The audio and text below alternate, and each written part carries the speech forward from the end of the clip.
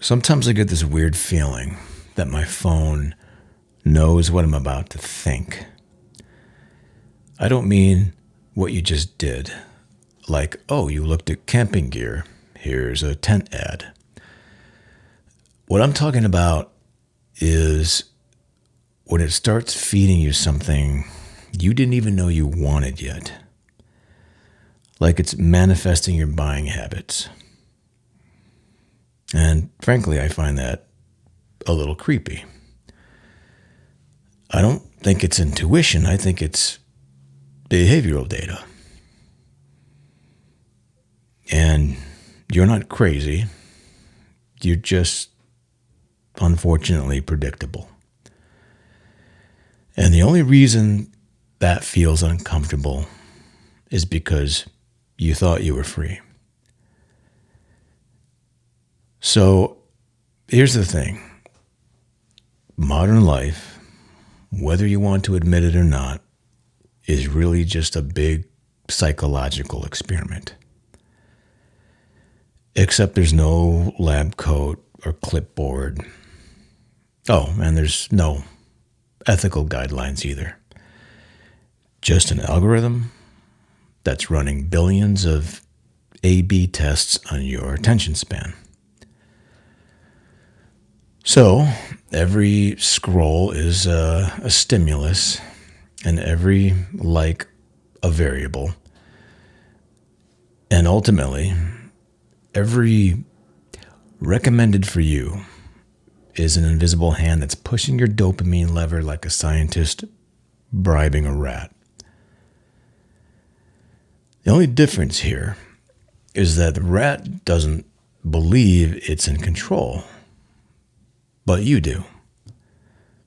And that's exactly why it works so well. So I think about this every time I open Instagram or even a news app. These platforms have mastered one main thing: the psychology of just one more. One more post, one more video, one more argument with a stranger who's probably doesn't really exist because he's a bot. And we're living in the age of infinite stimulation and absolute emotional exhaustion because of this. We're overstimulated and underfulfilled. And I don't believe that's by accident, because it's the result of the most successful psychological experiment in history. An economy built entirely on the exploitation of human attention. It's not oil or gold, it's attention. The reality now is that attention can be mined infinitely. And the miners don't even have to dig, because you carry the mine in the palm of your hand. There's this true story about B.F. Skinner, the psychologist who basically invented the operant conditioning box, the device that taught rats to push a lever for food pellets. You've probably heard of this somewhere along the line. So Skinner once said that if you want to control behavior, you don't reward it consistently, you reward it randomly. When the rat doesn't know when the pellet's coming, it starts to become obsessed. And it keeps pushing the lever over and over, just in case. That's the same logic behind slot machines and notifications. And your order has shipped. And you might also like. And your crush is typing. I think you get the idea. They're variable reinforcement schedules, and they're the most addictive psychological mechanism ever discovered. These are now the backbone of your digital existence. And you're not weak for falling for this. You're human. And they built the machine around that very fact. Have you ever wondered why you can't focus anymore? And why you can't read a book without reaching for your phone every few minutes like a nicotine reflex? I also get this feeling sometimes that everything feels like it's happening to me, but I can't seem to look away. Kind of like a slow motion train wreck. The thing about psychological experiments is that they're designed to see how much pressure it takes before the subject eventually breaks. And in this one, they're not even watching from behind the glass. They're in the control room, adjusting the variables in real time.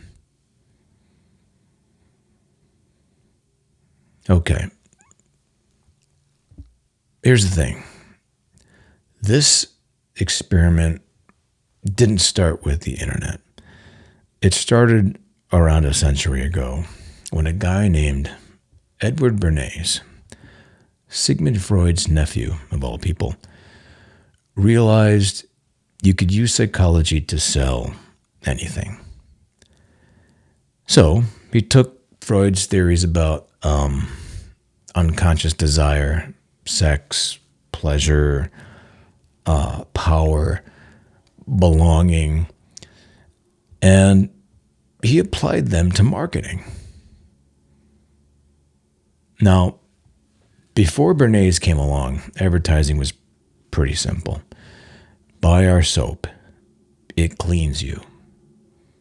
After Bernays, buy our soap and people will want you. And just like that, the human psyche became a business model. So, Bernays helped popularize smoking among women by branding cigarettes as torches of freedom. And then he made bacon and eggs the American breakfast because he was paid by a meat company.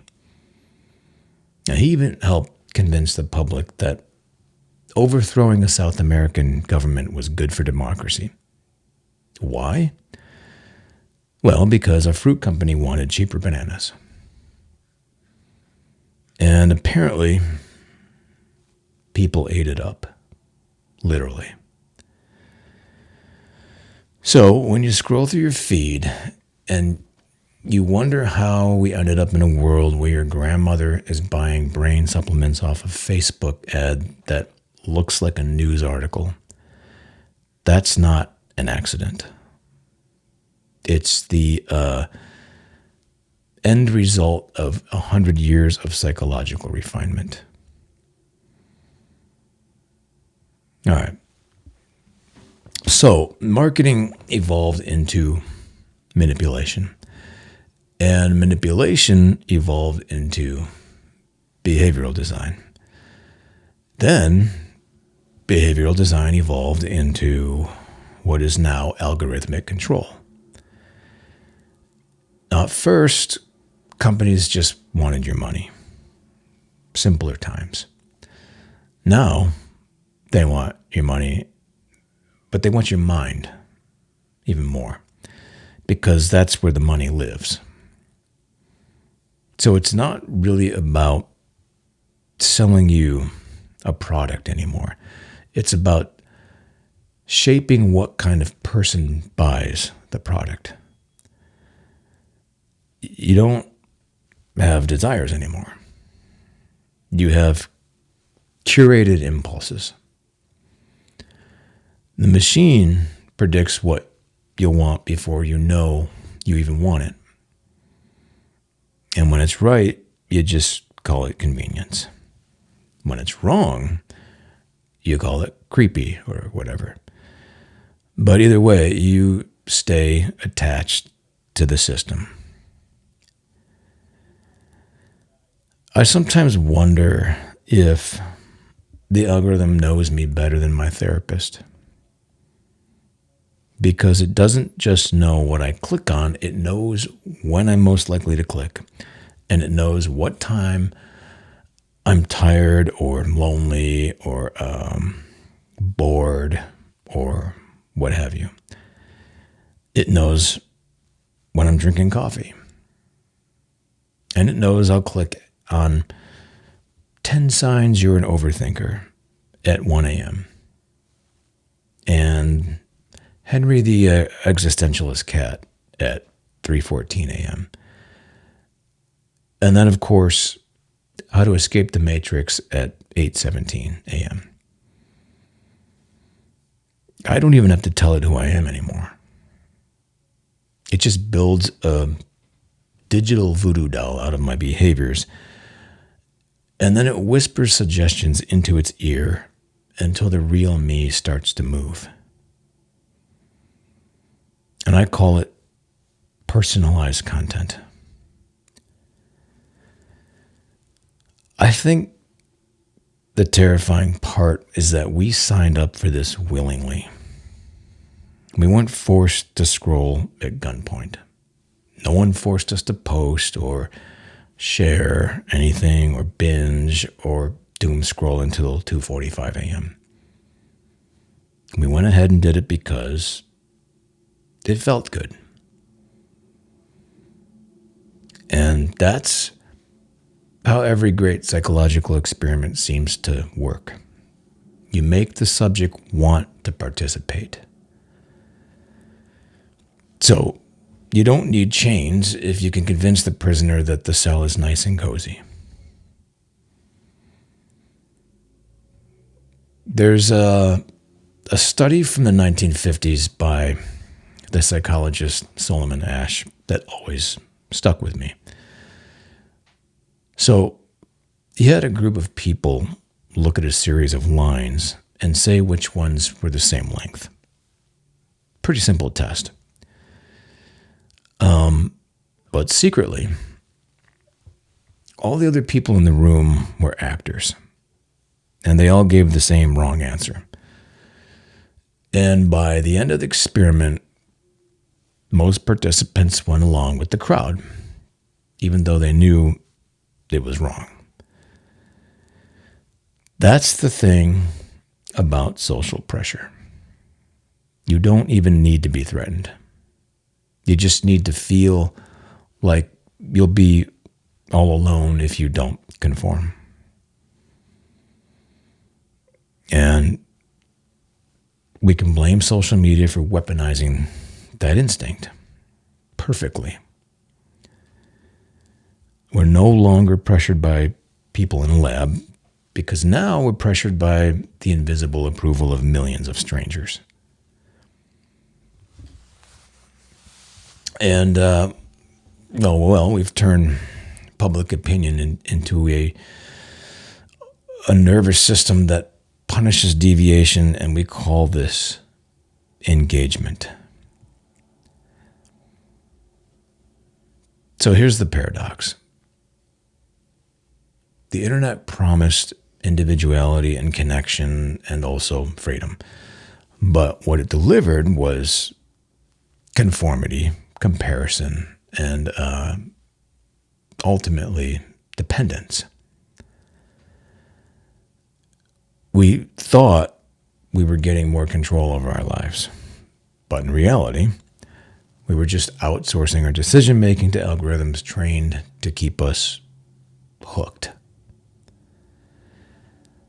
So the experiment was never really about understanding us. It was about controlling the conditions around us just enough to see what makes us twitch. All right, So here's the trick that makes the whole thing work: the illusion of choice. It's basically the cornerstone of every psychological experiment worth its grant funding. You can't get clean data from a subject who knows they're being manipulated, right? So instead, you make them believe they're the ones deciding. And this is why casinos let you press the button to, spin the slot machine. You're not actually changing the outcome. You're just providing the illusion of agency. And modern life, well, it's just a slot machine with better user experience. We love to say we have options, endless streaming services and thousands of dating profiles, and of course, billions of products that are constantly being pushed in our faces. But if you look a little closer, it's all really the same script. It's just been slightly rearranged. So Netflix says, what do you want to watch? But what they really mean is, here's what we'll let you choose between. Or Instagram, it's who or what do you want to be?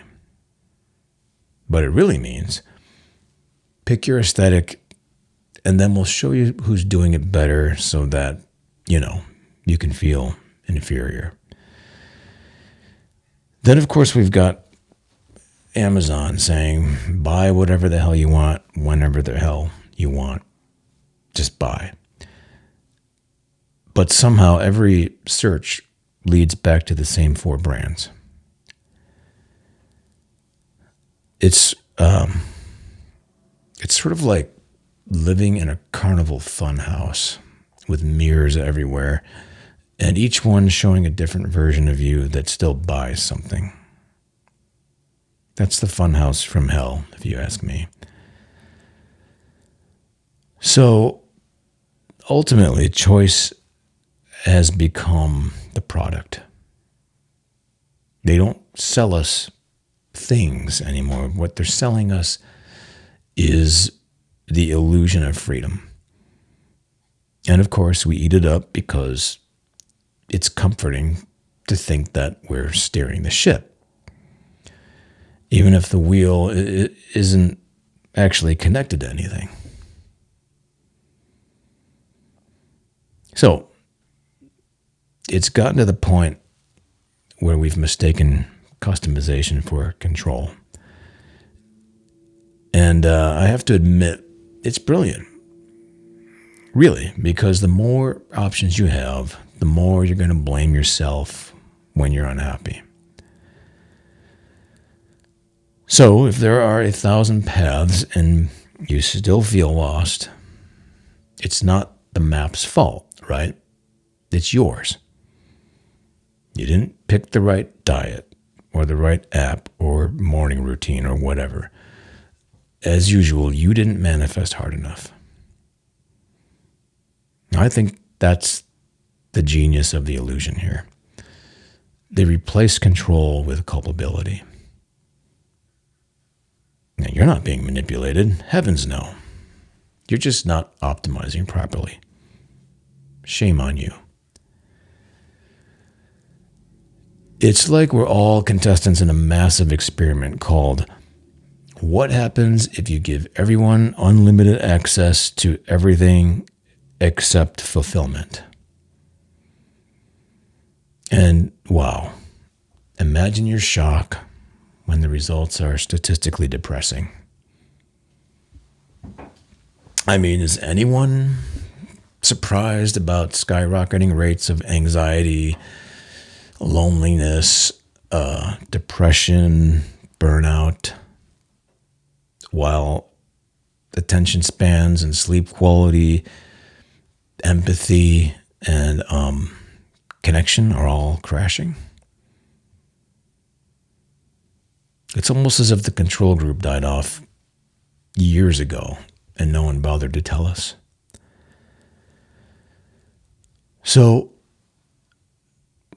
freedom used to mean something sacred.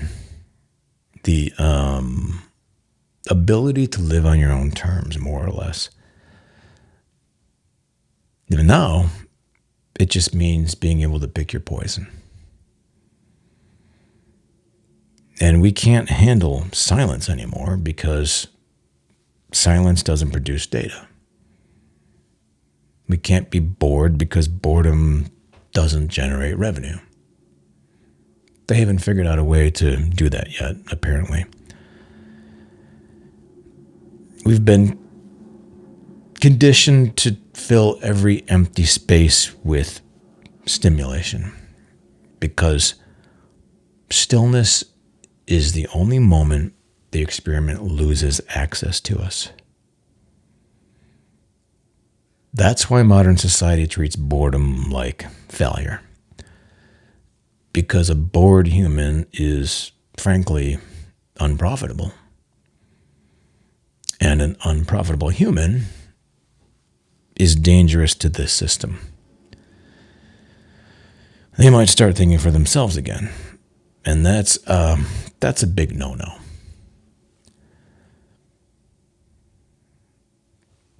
It's funny because people talk about escaping the matrix as if it's something you can just do with a podcast and a cold plunge. But the real matrix isn't virtual. It's actually psychological. And, what it is the invisible framework of incentives and algorithms that shapes your behavior before you even know it's happening. You can't escape what you don't acknowledge. And most people don't want to acknowledge it because it means admitting how much of their personality was manufactured by external stimuli. And that's pretty disturbing. At this point in the game, we're confusing self-expression with brand expression. Which means everything from our opinions to our style and our humor are all being filtered through systems that are designed to turn individuality into engagement. And here's the wild part. We volunteer for it. That's right. We just hand over our data, our preferences and insecurities, and we do it with a smile. And we let corporations psychoanalyze us in real time because it makes the ads more relevant. So you could say that we've become collaborators in our own conditioning. We're the rats helping design the maze now. Okay, let's talk about dopamine for a bit. A word that we've all heard plenty of these days. But dopamine is, that's the lab rat's favorite drug. So it's actually more about anticipation than about pleasure. It's like that little surge of something good might happen soon. And every time you hear that little ping or see that red notification bubble, your brain releases a tiny bit or hit of dopamine. And it's not because you got something. It's because you might be getting something. That's what makes it addictive.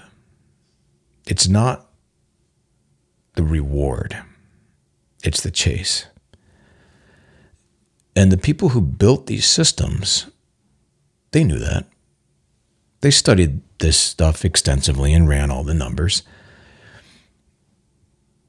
Some of the earliest designers at these social media platforms have openly admitted they borrowed from casino psychology. You know, slot machines, intermittent reinforcement, all the dirty tricks that keep people sitting at a blackjack table for 12 hours straight. Only now, the casino table's in your pocket or in your hand. I think one of the most revealing moments in all this came from a former Google ethicist who admitted, we've moved from a tool-based internet to an addiction-based one. And there it is, folks. The greed just keeps on evolving. This is the quiet tragedy of technological progress. We built these machines that are smart enough to understand us, and then we gave them quarterly profit goals. Because, of course, we did. Imagine putting a neuroscientist in charge of a casino. Yeah. And here we are. Have you ever noticed how every app update somehow makes the app more addictive, but not actually more useful? Well, I have, anyway. So they'll add these stories, reels, filters, animations, all these little bursts of novelty that light up your brain just long enough to keep you from realizing that you haven't actually learned or gained anything. It's like digital fast food, right? Just quick hits of stimulation and zero nutrition. Basically, empty calories. And of course, the longer you consume it, the more malnourished your mind becomes. Because dopamine is a liar. It tells you that what you're doing is important, but it doesn't really care what you're doing. Think of it as the chemical equivalent of a hype man for your worst habits. So back in 2012, Facebook discreetly ran a study on you. And what they did was tweak the emotional tone of people's news feeds to see if they could influence their moods. And it turns out they could. So they called it emotional contagion. And what they found is that by showing users slightly more negative posts, people started posting more negatively themselves. And the reverse was true as well. But they didn't just measure behavior. They also modified it, which to me looks a lot more like psychological conditioning than social networking. And the kicker is that they didn't even ask permission because, well, you went ahead and clicked accept terms. You know, the internet used to be this place of discovery. It was like this vast frontier where you could stumble into something weird or wonderful and unexpected.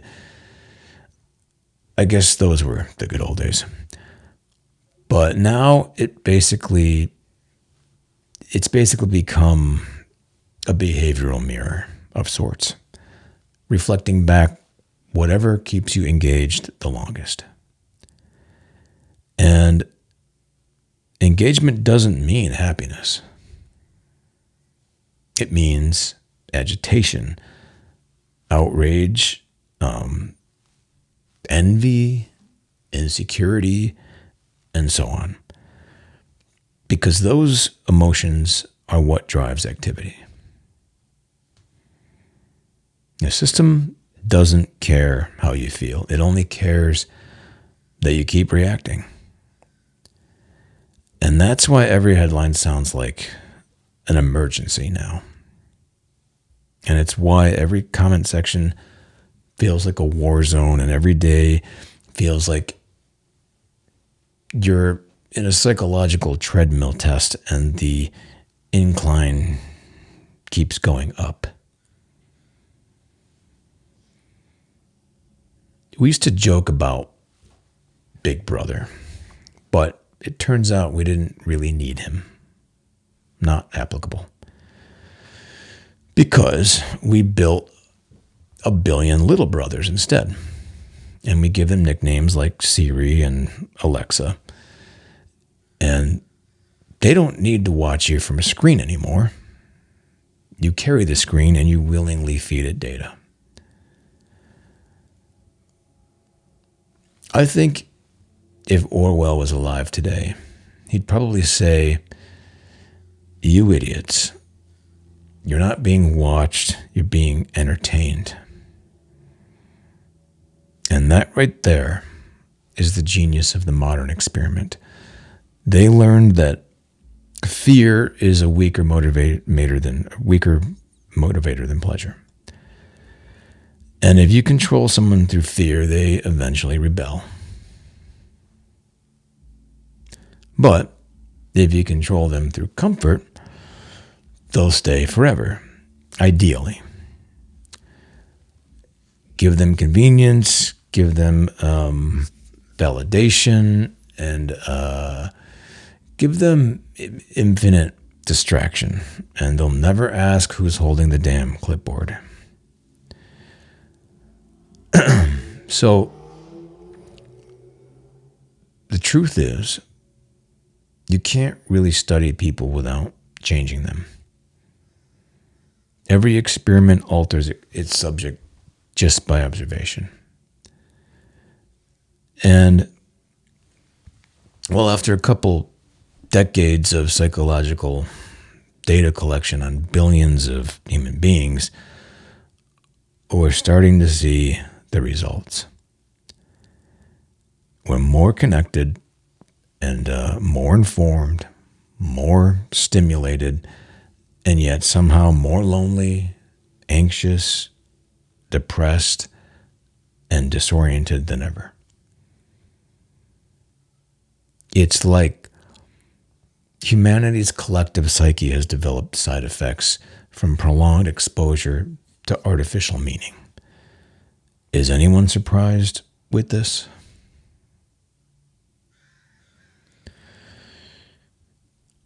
The funny thing about experiments is that you're supposed to end them when the results get dangerous. But this one never did because, well, let's just say the test subjects adapted a little too well. We adjusted our behaviors and our expectations and pretty much our entire sense of self to fit inside the cage. And then we started decorating it. And we call it aesthetic. It's a faux minimalism, productivity setups, what's on my phone videos. We basically took our behavioral conditioning and made it look beautiful. So we effectively turned the maze into content. And at this point, our attention spans have become like goldfish. Except the goldfish doesn't check X every 3 minutes to make sure it still exists.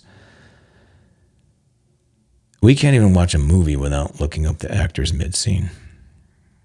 as if knowing their net worth or whatever will make the plot somehow more believable.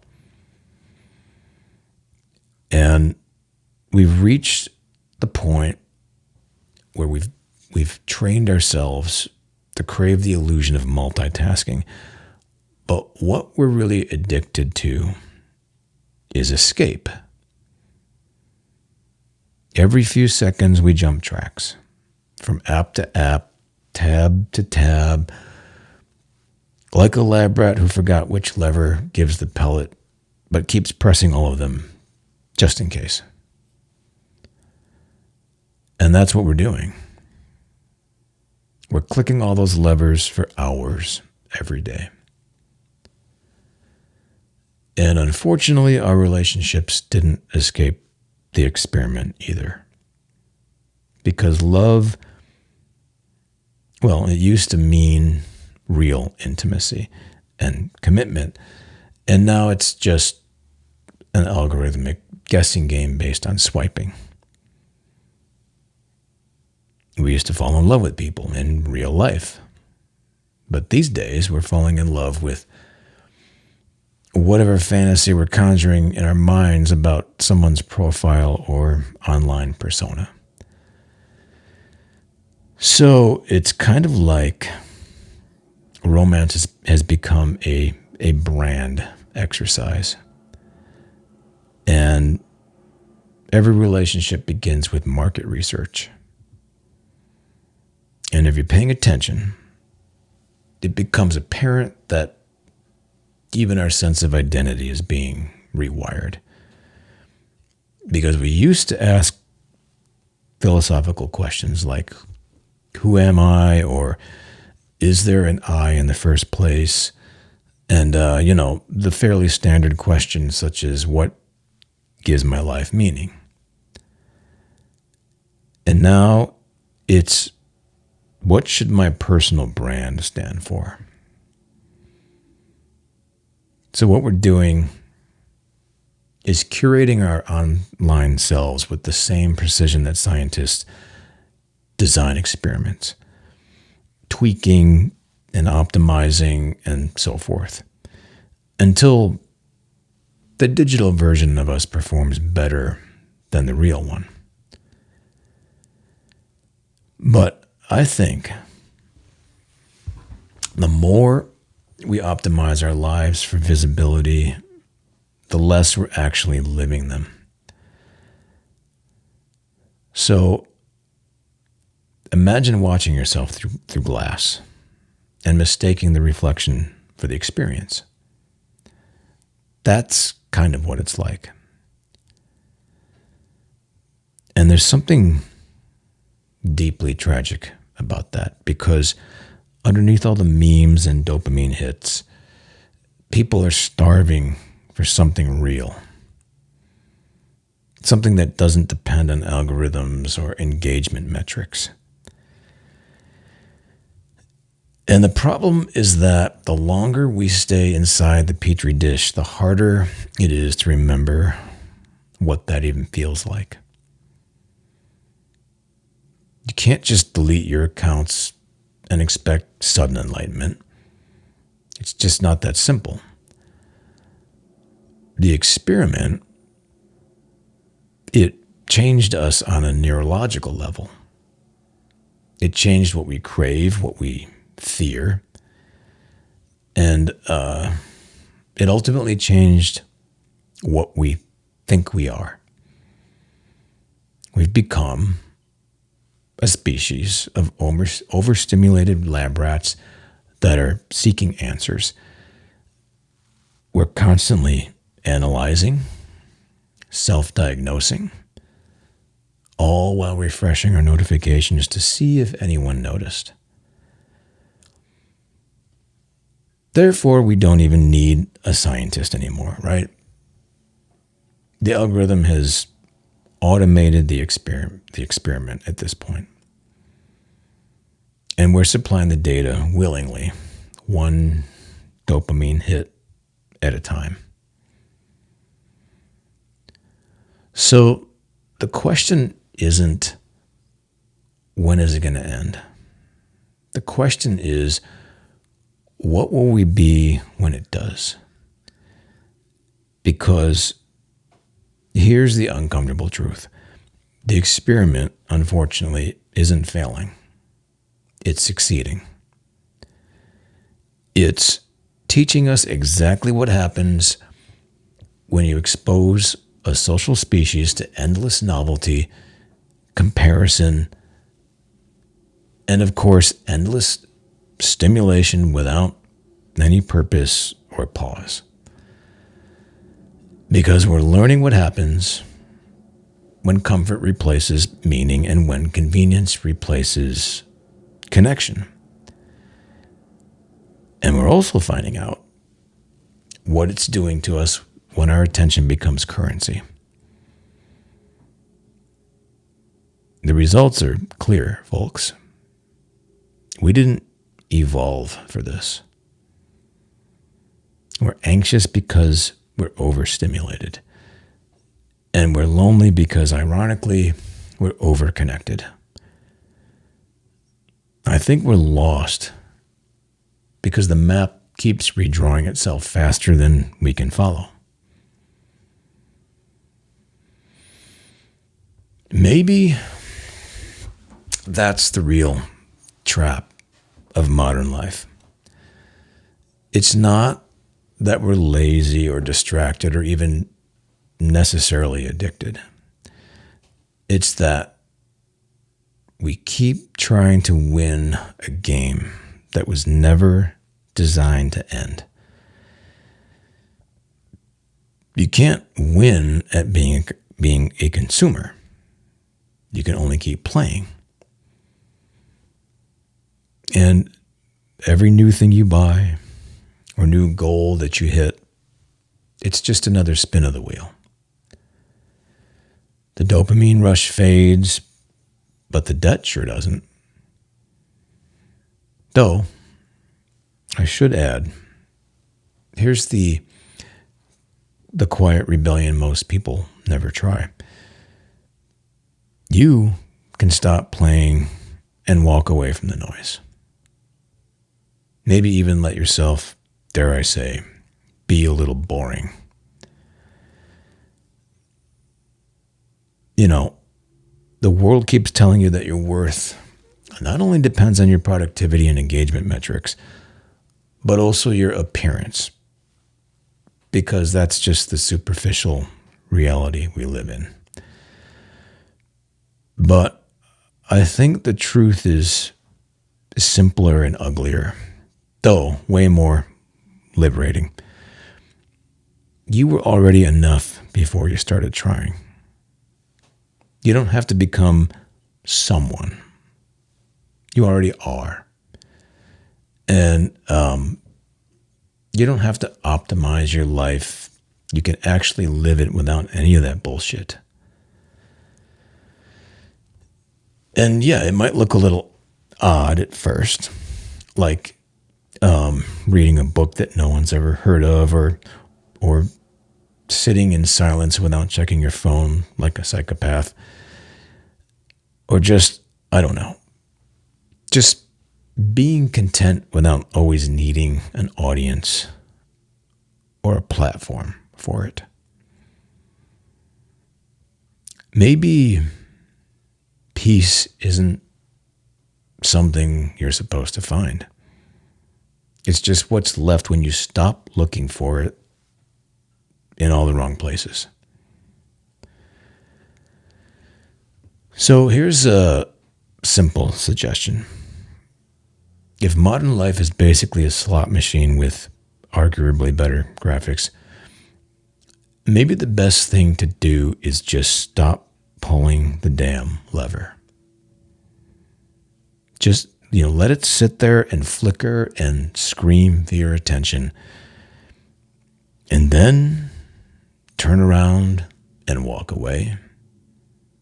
Out the door, into the unoptimized, unfiltered,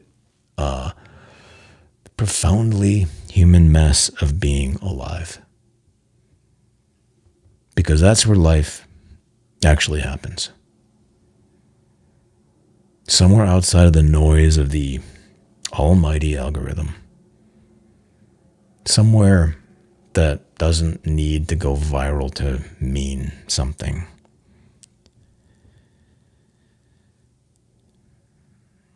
All right. That's all I have for today. As always, thanks for listening.